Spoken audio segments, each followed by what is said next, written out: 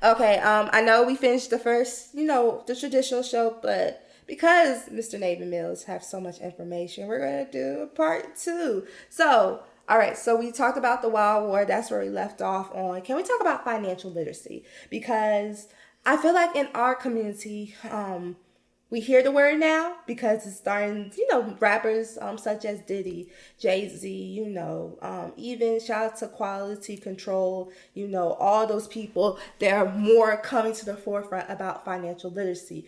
But to break it down for the person who's not the smartest thing in the fish tank. Okay, so financial literacy is very important in business. I will say that. You mentioned the rappers, which I love that analogy, right? Because you will see them in the videos driving the Bentleys and furs and all the jewelry and stuff like that.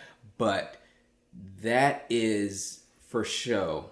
And a lot of those rappers don't live that lifestyle. I mean, obviously, like Diddy's do and the Jay-Z's. There's some, right? But exactly. I know, right? But but the beginning artists, not really. I mean, and it's the same way in business. So when you first start off, you have to reinvest in that business. So that's what I did. I mean, you make a ton of money, but to get to that next level, you have to save for that next investment, that next season. Like in retail, there used to be 3 major seasons, almost 4. I mean, you had Easter, right? That was big. You had back to school. Okay.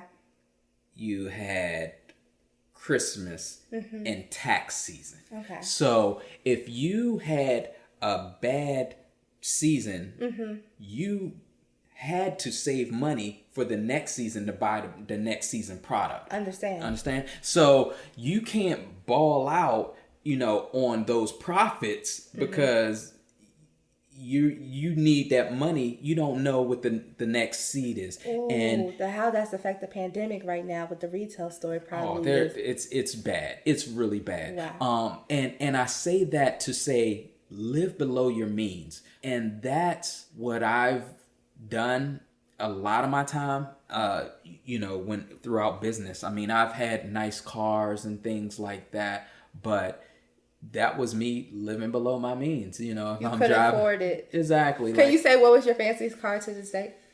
Just for the people, crazy. But just for the people, so they can believe. A brand new Corvette. Okay. back. When the C6s came out, Okay. that was new body style. That was it. But now I I've elevated to some foreigns. So but I say that to say live below your means, because you have to save for the next day. Financial literacy, especially in our community, we always want to buy the latest shoes or drive the latest cars or live over our means. That's no secret in our community. No, it's not. We always live above our means, and when things hit, we struggle. Yes. Or secretly struggle. We don't want to admit it, but you don't want to admit it, right? Or you create a financial curse for your kids. Very and that's much what so. That's what you don't want to do. With wills, because that's what death, yes. Right. And they say, when black people die, when white people die, they leave wills. When black people die, they leave wants, right? Or bills. So, that's something that you don't want to put that burden on your kid. A lot of people I know, friends or family, they, put that burden on other people, whether, you know, they pass or they need help with stuff. And then that hinders the next generation. I mean, if you know, you help out, but if you're taking from the next generation, that's stumping their growth. It goes back to the conversation of, like, for instance, I grew up in a predominantly white neighborhood, and a lot of my friends who were Caucasian, it was never like they were starting from the beginning. It was always like, yes, it was like, okay, my parents got to this level, now I'm going to that level. Now, exactly. And this is no shade to HBCU. I love my HBCU. I went to UMES. Okay. But that whole conversation that I was used to growing up from where I was, it was completely different when I went to my HBCU. Because, mind you, just a background on me, up until, because now I'm in grad school at the illustrious Howard University. Shout out to HU. You know. But before then, my undergrad, which is also my baby too, Hawk Pride, University of Maryland, Eastern Shore, catch it. I got into a whole demographic. So I grew up predominantly in a white neighborhood, then went to black. But with saying that, when it was always like I'm starting over. And even if my parents had a foundation, I had a lot of friends that grew up in Upper Marlboro, Bowie, Landover, who parents were doctors and lawyers and stuff. But the whole conversation was completely different. It was like, I am starting over again. I where it was totally different, because it wasn't, I used to think it was the financial aspect, because I'm just thinking blacks, lower community, we had to start over. Yeah. But when I started listening to friends who were very financially okay and starting over again, it puzzled me because I never understood it. But go ahead, just that little side note. You're right. And you're absolutely right. And in people that I've met throughout the years, it's a spending habit. You can make $1 million a year, right, but if you spend $998,000 a year in expenses, you know, you're not leaving anything to save. And that's what our people have a issue with. A lot of other community, the Jewish community, white community, you know, their grandparents pay for their college educations and stuff like that, or their parents' first house. Exactly, stuff like that. It's, you know, and I didn't realize that, like you said, until I got friends in other affluent areas, and I was just like, oh wow, there's you know, people with money and they save money, they got money, and you know, they get nice Christmas gifts, and you know, and they have land in this place. I actually know I'm thinking about all my classmates. I don't really keep in touch with them, but through Facebook, you know, social media. But all of us that were Caucasian, that graduated me.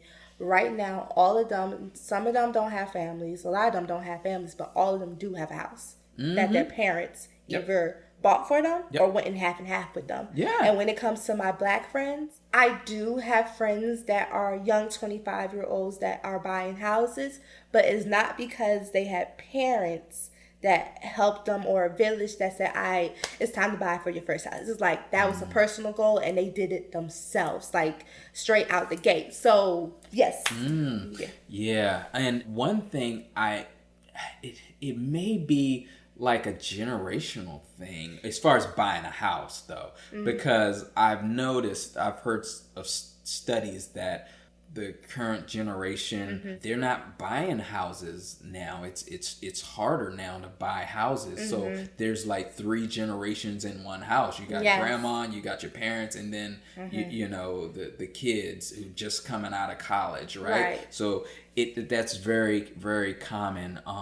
So yeah, you have to definitely have a plan. Okay. And stick with that plan. And then when you do start making money, just always pay yourself first. Speak on it. Speak on it, please. Please. People don't realize that. That was the biggest thing for me. Like I said in the earlier segment, I started investing in stocks when I was 19, 20 years old. And that wasn't something back then that kids were doing. And I can have a conversation now with my friends and family about stocks because they're older and that's where their mindset is. But back when I was in my 20s, that wasn't cool, right? Like to buy stock. It was like, man, it's either what we can go to this club and ball out, exactly. Like I'd rather take $1,000 and buy a bottle or buy a table at this club and ball out, or buy this fancy car. Cars were hot back then. I mean, that was all you needed because you were living at your parents' house, you know, and you, if you had a job, you know, you would. I know dudes who had $600, $700, $800 car payments a month living at their parents' house right out of college, and just to have a really nice car, okay, Lexus, my eyes, or a if Benz. we had a camera, my eyes would start. That don't make sense, but hey, that's not my ministry. I'm just let people go, but keep going. Okay. Yeah, but that's the thing. So, having a plan and living within your means, and don't, like Kevin Hart say, stay in your financial lane. You know, that's all it is. Yes. So would you say this, because I heard this from other people with financial literacy? If you can do 1 + 1 = 2, you can do financial literacy. Is that true? Yeah, I would think so. Okay, no, because some people, you know, sometimes when I will say people of other different races, when they try to explain it to the Black community, always make it more harder than what it is. Same thing with a house. I haven't bought a house yet, but I'm in the market of looking for a house. I'm trying to buy and get into property myself, but it makes it more complicated. Just one, you know, rather than what it's not as bad. So asking the question +1 + 1 = 2 is to, for our listeners, because I know our listeners, we have listeners from all different demographics, but for our Black listeners to like, okay, if I can do 1 + 1 = 2, I can handle financial literacy. I would say absolutely. You can change that, but it's not. It depends on where you come from. If it's harder, especially in our community, inner cities, they deal with issues that somebody from the suburbs wouldn't deal with. Of course. So their socioeconomic line is further behind that of somebody in the suburbs. But prime example, you can have a single mother in the suburbs who has a nice job and got 3 kids, but those 3 kids are better off than a same single mother in the inner city. Yes. You know, of course, who's struggling, right? So it depends on the situation and the generational financial curse, because you could be taught bad habits, and your grandma, your mom had bad spending financial habits. Your grandma had bad spending financial habits. How do you break that 50-year generational? Exactly. It's hard. So yes, 1 + 1 = 2, but to somebody who comes from that environment, it's harder because they have to take care of mom, because mom didn't do what she needed to do to save or be successful, or financially independent. No, because you know, as being a Black woman, I'm, you know, because me and my girls, we have these conversations. I hate.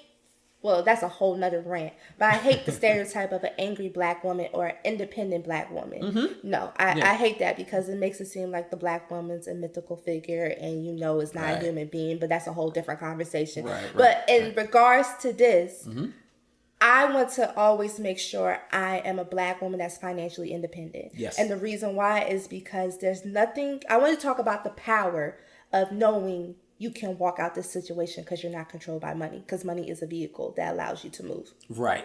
And that's all it is.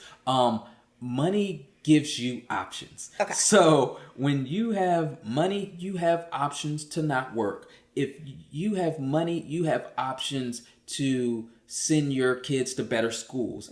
If you have money, you have options to live in a better neighborhood. Right. Those are things that need to be in the back of your mind when you're setting a plan. Right. You have dreams, and I tell people this all the time. what do you want to do? Where do you see yourself in 5 years? Since I was 20 years old, I had timelines. He's only 25 now, y'all. I look 25.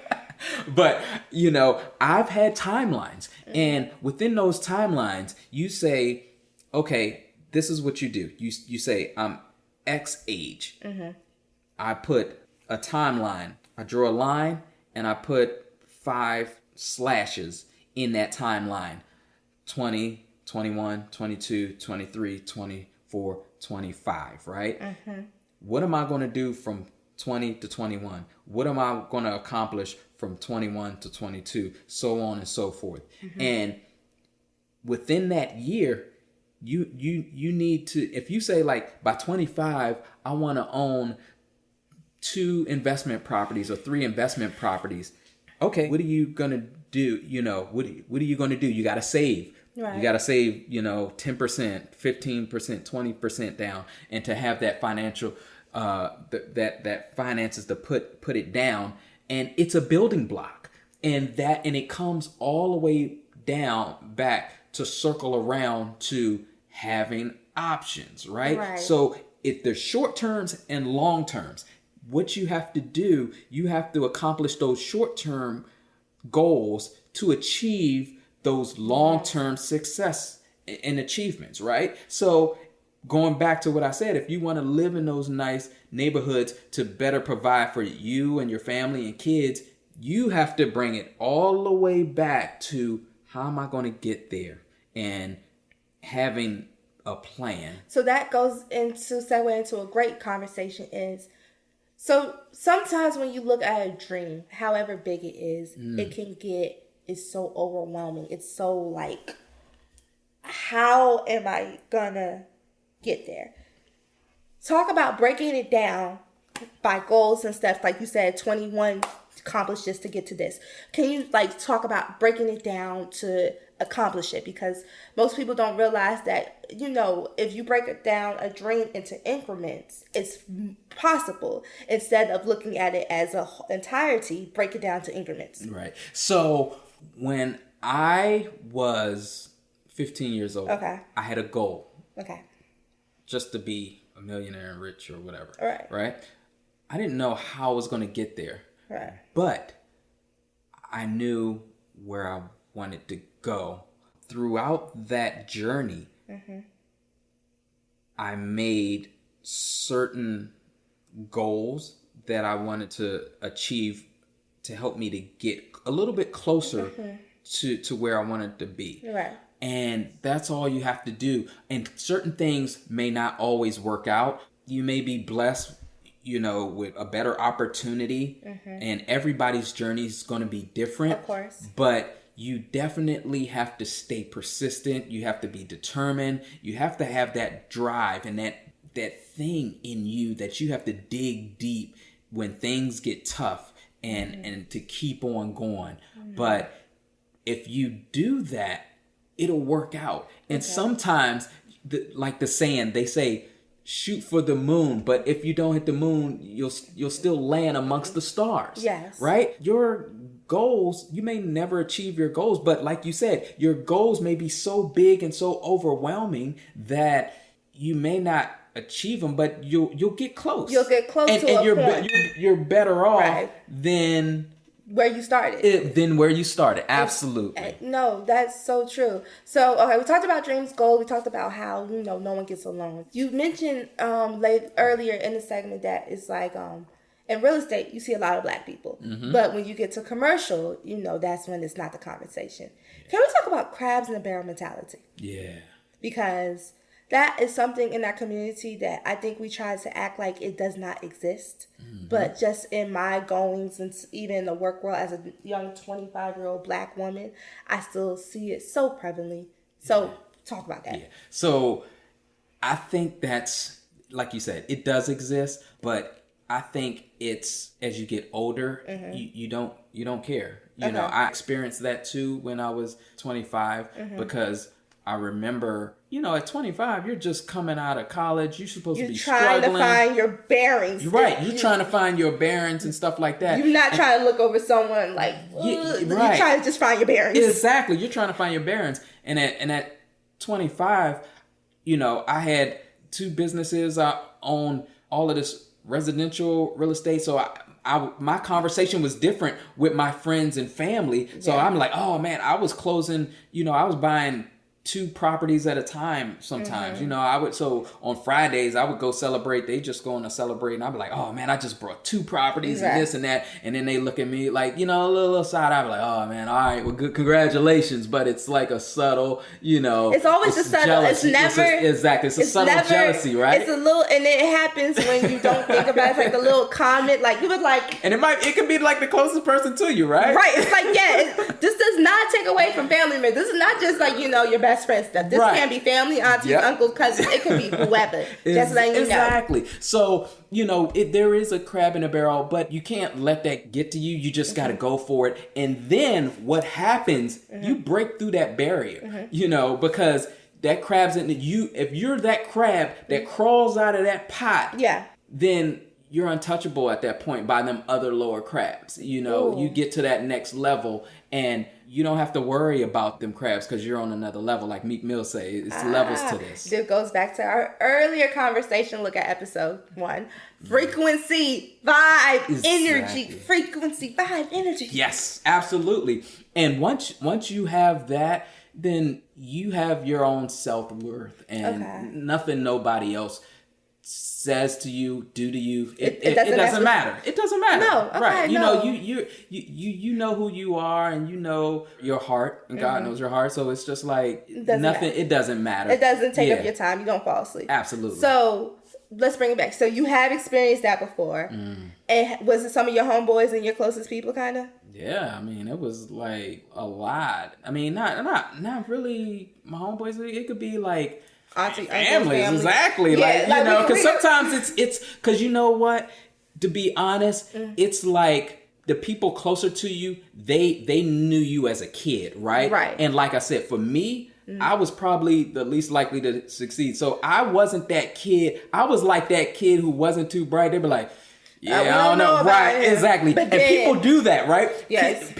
Older people, they judge kids based on where they are. They're like, oh, that boy ain't too bright. That boy ain't too bright. I don't know about him. And then when they surpass, it's like... Exactly. They don't... Like, whoa, where did all that come from? But on the opposite end, that kid can feel the energy that you was projecting to them. So absolutely. When that kid feels that, tell me if I'm wrong, you're older than me and you got more wisdom. Not that much. No. But still, though. But you now are kind of like...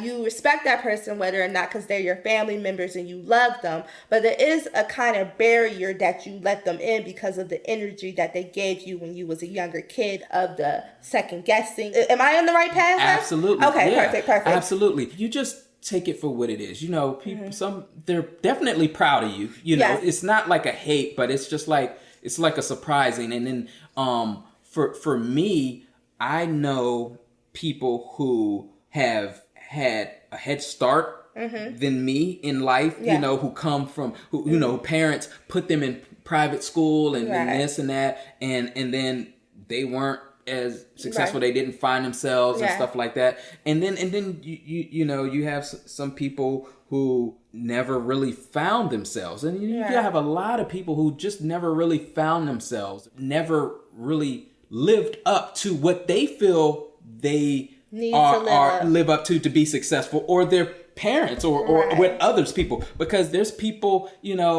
friends or family who, you'd be like, oh man, I thought that kid was going to be It's like bigger. Clarence Thomas. If you haven't, to our listeners, if you haven't watched The Black Godfather, the documentary is a wonderful documentary, but it's about Clarence Thomas, who is just, basically, he still, even is his old age, ran Hollywood.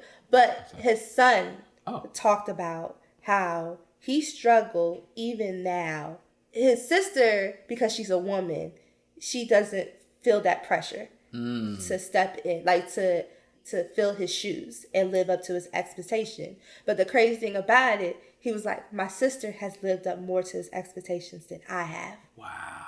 And that is, even though my father never projected that to me, like never projected that to me. He never, but the people he surrounded us with was like, your father knows this person, your father knows this. You talk, he knows how to mingle. Right. You must have that in you. Right. And I'm nothing like my father. And he's like, my father that's overwhelming. Right. Me handling business deals, that's too much for me. Right. And he said he struggled with that, especially in his 20s to 30s, because now he's in his 40s, of his father never judging him, never wanting him to. His father honestly didn't want him to be nowhere near this business and career. Right. But because of the pressure of, he wanted to live up to people's idea of his father, that he forced himself, and he really battled with that. Yeah. So, and I was watching a documentary on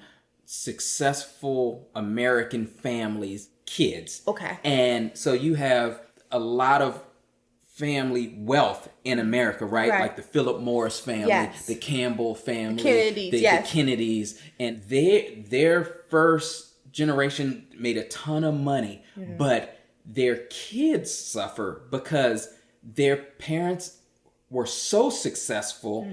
How do you live up to that? And it's harder for them to find their own identities. And so that's kind of like the gift of being too successful. Yeah. And that was what the documentary was about. So going back to like you said, the Black Godfather, it's the same thing. So there is a certain level that I feel that you can be like, hey, like, I don't want to be that successful, like, when I say, successful, I mean, I don't want to be Jay-Z at Diddy's or whatever. I want to be the ghostwriter. I want to still be able to walk into the store and as a normal person. It's just like lately, me being in the entertainment business, I've been meeting a lot of people who run it, but you won't know who it is. And exactly. I love that. Exactly. That's who you want to be. That. Yes. I love that. Yes. No, I Absolutely. love that. That's who you want to be. You don't want to be the face. You want to be the person behind it. The fact that it's like they go to one day they would say, "Oh, I gotta go to the Hamptons." Yeah. I'm like, huh? Exactly. Like, I gotta go to the Hamptons. This is a party for such and such. Right. And I'm like, okay, cool. But when they get there, all the security know them. They know exactly who they are. Yep. But if they walk past cameras don't know who that is. Yeah. And I think that is that's so who wonderful. You want to be. Yeah. Because they're able to exist in the world, but not be a target.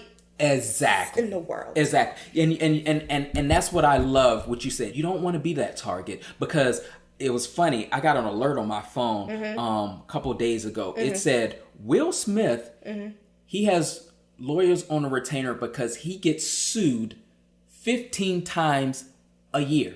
Every year.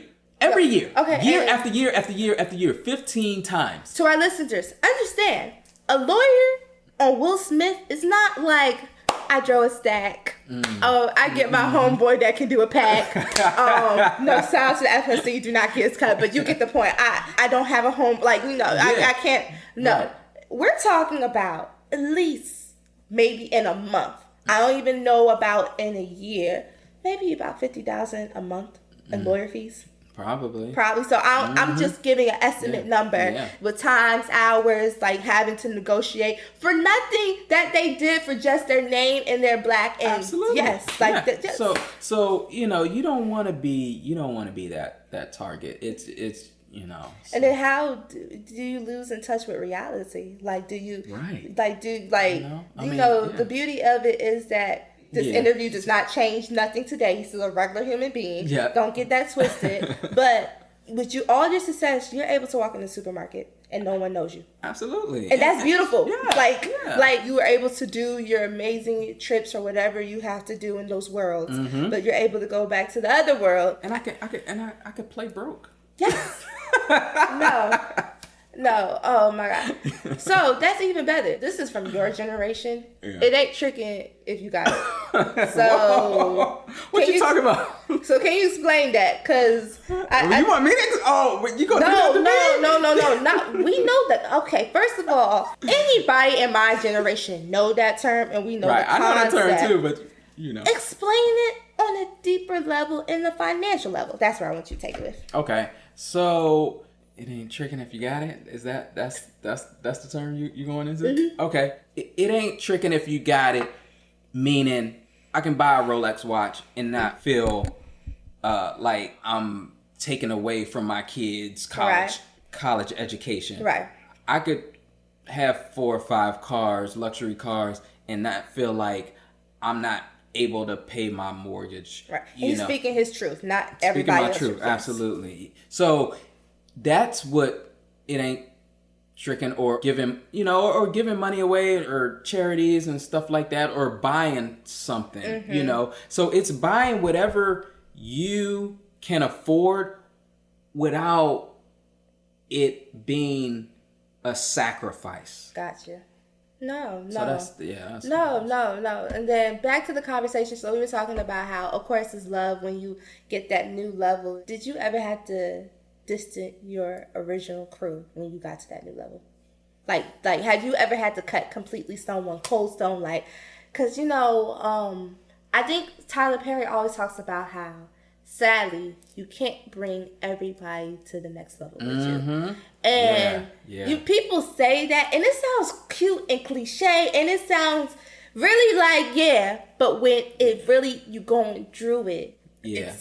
Absolutely. And, the older you get, the smaller your circle gets. Mm-hmm. A lot of people can't handle that level of success to be, like, genuinely happy for you, because if you're at a certain level but you're still hanging around, or you're with somebody who hasn't achieved your level of success, it's just like sometimes they don't feel like they live up to what you do, It's a prime example. Dame Dash, take it back to the Rockefeller series in mm-hmm. the music video with DJ Envy, and this was a young DJ Envy, and he was giving a whole rant about he was using the terms of, you can probably go back on YouTube and find this, guys, but right. You can't be the only player maker or power move in. You are a threat, because if you get locked up, he's just saying, like, this is Rockefeller back in 2000s. Y'all know the history. But if you get locked up or you get put down or whatever, your men are out of commission. Right. Or they're going to envy you because y'all not all equal. Exactly. You're not all equal, right? And to no fault of their own. I mean, they have the opportunities just like I have the opportunities, but they just don't have the drive or the determination to do it. I mean, I think everybody wants to make money and be successful. I think everybody, well, let's take that. I think everybody like the idea, but no one's willing to do the work. Right. The takeaway that I would want for someone who is aspiring to be successful or to be wild is that they can do anything they set their mind to. And I know that sounds cliche, but it really is true. You can do anything you put your mind to. And at an early age, I saw all of the fruits of my labor come to fruition, right? Mm-hmm. And it scared me, because it was coming so fast, so soon, that everything that I was dabbling in or investing in, it was making a return. That it was just the fact that I was so driven, and somebody can do the same. You can do anything. And again, just put your mind to it, and regardless of your situation, circumstances, you can do whatever you want to do. This is the greatest country in the world, in America, and there's no better time than the present for a young person to be successful. You don't need to have a normal 9-to-5 job. Years ago, I heard Barack Obama say, this is the best time to be a young person in America. You have opportunities that didn't exist 10 years ago, 20 years ago. You can be a blogger. You can make money from having people follow you. And you can be successful in playing video games, of all things, nowadays. Right. So that didn't exist 20 years ago. It didn't exist 30 years ago. So there's other avenues to make money and be successful and tap into whatever passion you have, and it'll come. No, that's so cool to hear you say that, because, with the killings of George Floyd, Breonna Taylor, sometimes we feel like as black, I can say it, me as a person who was close to Breonna Taylor's age, we're only a year apart, is that, can black people have their 40 acres and a mule in this country? Like, can we really ever have it? And for you to say, yes, we can, it might be not what society showcase it. We might not see it in the media, but I'm a representation of it. Is a beautiful thing. Right. And I'm glad you brought that up, because yes, the current state that we are in America is a tragedy. But at the same time, you have to realize that and there's a saying that Chris Rock says in one of his specials, that there's people who died in the 30s, 40s, and 50s that's looking down on us now and said, them people got it good. Back in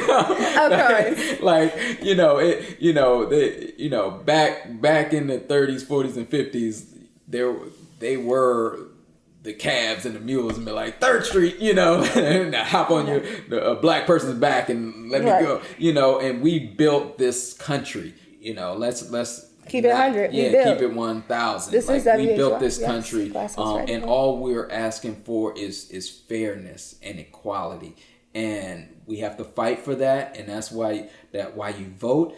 November the 3rd, vote. Yeah, and as a young black person, you're better off than the generations before you, right? Because it's pros and cons. Things get better in certain ways as far as technologies and opportunities, but at the same time, there's still racism. There's still inequalities and social justices that need to get better. But if you are a young person, you can make that change, like a LeBron James, who comes from a small town, Akron, Ohio, and become the biggest basketball star in the world, and have a great platform to shed light on things that need, and have a lot of influence on people, billionaires and owners and politicians and people in power, that you can make a change as well. No, that is wonderful to hear you say that, because I feel like sometimes with just the state of America, I feel like as black people, young black people, we lose hope. We lose, does this system is against us. And we know systematic racism is very real and it's very alive. But to hear you say that you're somebody that is not that much older than us, older enough than us to have some wiseness, but close enough where it's not tangible. Like, you're close to us. That you say, there is systematic racism. Yeah, there is this, but you can still beat the odds and create your reality, which is, I think, what all black people want, is to create their reality and have a wild life in whatever suits them.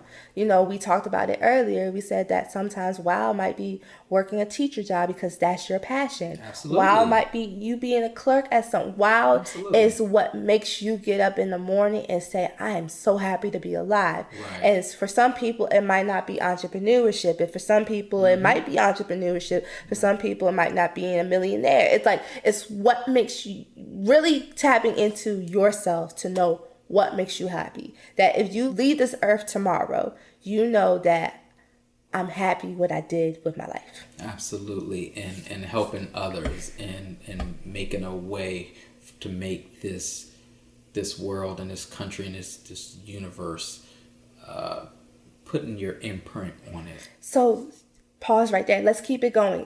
Like talk about passing it on to others, because you mentioned that, and you talked about bits about it, but we've been talking about everything else. We haven't really got to passing it on to others. Right.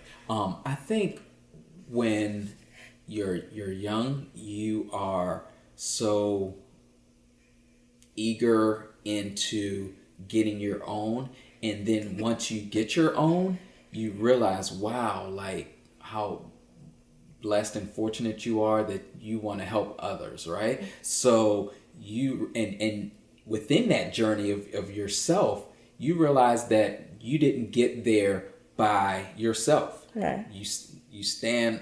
We all stand on the shoulders of giants. So you want to reach back and to the younger generations and pull them up as much as you can, and extend that olive branch to help somebody in some form, way, or fashion who doesn't have that community, right. as you call it, and you want to make sure that you allow somebody else to have the same opportunities that somebody did for you. Right. So you pay it forward, because some days somebody will say, oh, because of Navin, I'm better off and I'll get my Wild Award. You know? Yes, no, he's definitely going to get his Wild Award someday. No, but that's so true, because I think that's how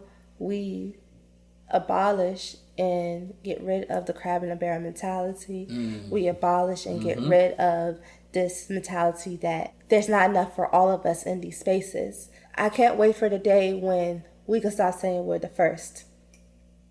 You know, Jay-Z said it and people got offended, but wow. But like it went over his head. What he said? Not over his head. People said, he said, I can't wait for the black people to say, stop saying I'm the first. I can't wait for the day when black people say I'm the first one in my family to graduate. Wow. I can't wait for the first he's like, you know, by the way, go ahead. I was the first person to graduate out of all my siblings. So, yeah. But he was like, I can't wait till the day that no longer the conversation. Exactly. Because he says, when I talk to my white friends and my white peers, it's norm. Yep. It's like, he's like, I never hear them ever once say the first, and then if someone is the first, it's never like, it's applause, but it's never like a pedestal. He's like, we have to get this mythonic like pedestal that when one of us... Right. And that's because we started so far back behind the curve than the white people in this country. And that's where we are. We're closing the gap.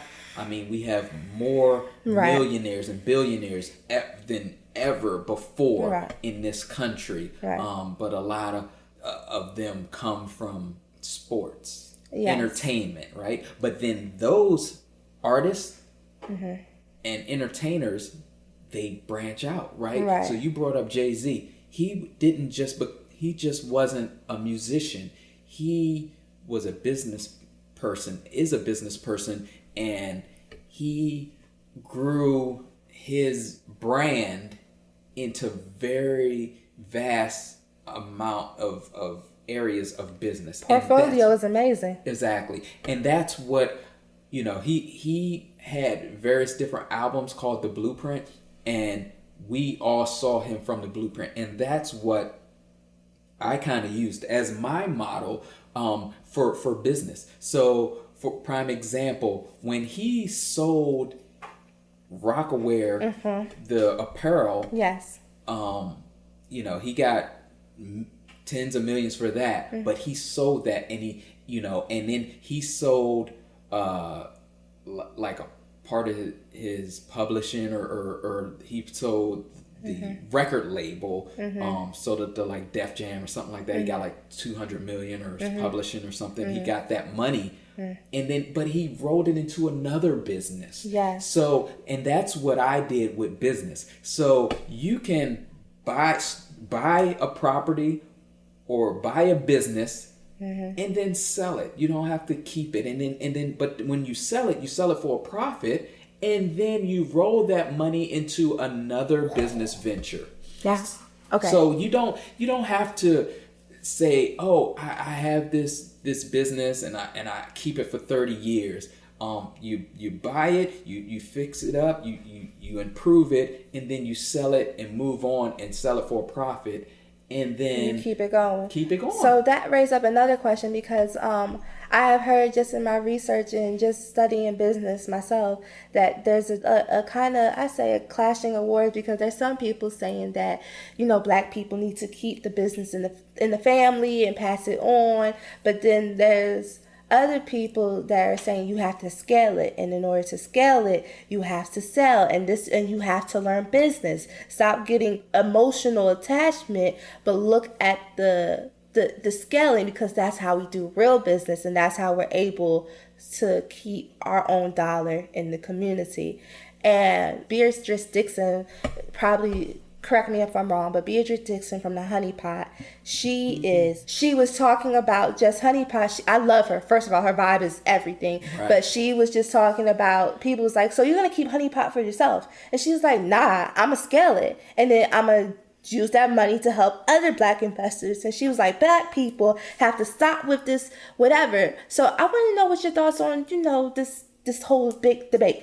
No, I love the fact that you say that people don't know that term scaling and think that you can't sell for a profit or buy a business, and that's a part of business venture capitalists that people, the white community, have been doing for years. Mm-hmm.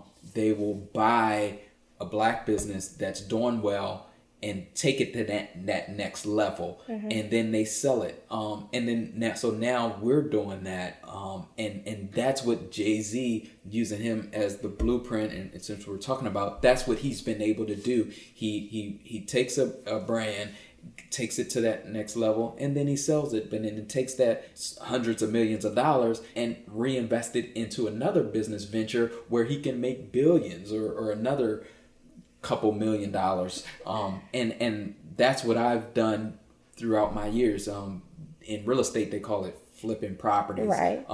But you can do the same thing with businesses as well. You can buy a business and sell it for a profit. And so that brings up also another great question: Black people really learning business? Because I don't know. From sometimes when I hear the word people say business, it just sounds cute. I think people drove the word around like, I'm a businessman, or I'm a business boss, or I'm really handling business, man. And I'm like, and when you ask them, I'm not saying, like you said, you don't have to be the smartest thing, but just like basic understanding. Yeah. And that's what you can learn it the hard way, or you can learn it in a school format. I mean, it's the various different ways to learn business.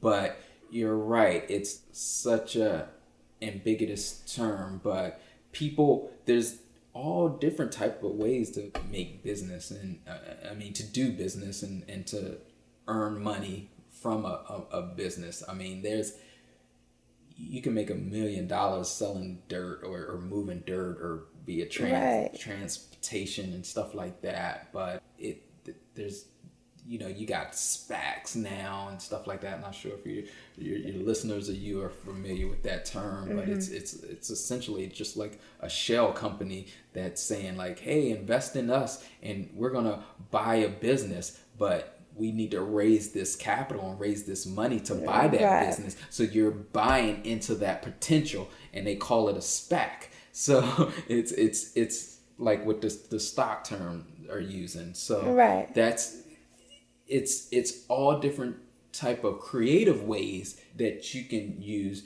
to make money and create a business. No. So what else we have not talked about on this podcast? We have talked about, with all of this and all the many hats that you wear and everything, how do you keep your mental sanity? Because also you have the weight of being a businessman, but you're still a Black man at the end of the day.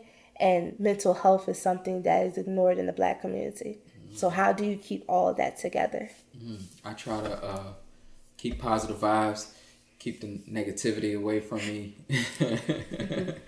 and pray and listen to great music like the ones on my Wild track list. Which y'all know where to go catch that is _wildhuman_ go to the Linktree bio and check out his playlist along with all the other Wild Guest playlists as well. No. So, yo, it's been another wonderful hour, but to my listeners, I want to wrap this up. So, Navin gave me a real, this is a real big gem. So he sent this to me, and I just felt like I need to read this. Can I read this? Absolutely. All right, so let me paint the picture, y'all. This is the manifesto that he created in July 8th, 1994. And it's entitled Life Goal. I, Navin Mills, will retire by the time I am 40 years old. I will be a millionaire and a tycoon. After that, I will travel the world and make movie premieres, will not have any problems, and help anyone who has any. P.S. I will be rich. And so I'm going to let him speak on that, but this is 94, so this is now 2020. That's 26 years. Yeah. So would you say you're a representation of this? Yes. Most of it.